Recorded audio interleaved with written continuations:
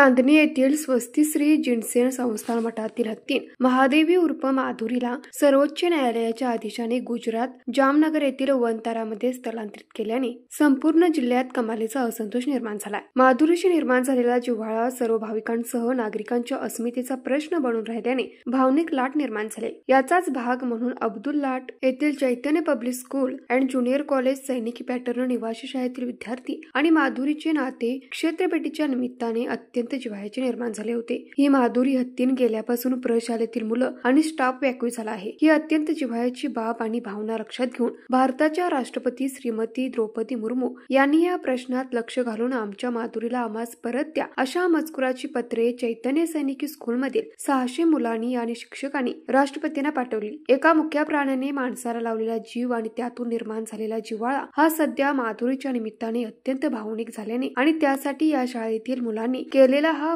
पत्र प्रपंच उल्लेखनीय आहे। शिवाय इतर शाळांना आदर्शवत आहे। हा उपक्रम संस्थापक डॉक्टर दशरथ काळे यांच्या मार्गदर्शनाखाली प्राध्यापक शरद काळे यांच्या प्रेरणेने व प्राचार्य विश्वनाथ सारंगी आणि संपूर्ण चैतन्य परिवाराने राबवला। न्यूज मराठी 24 साठी विनोद शिंगे, कुंभोज।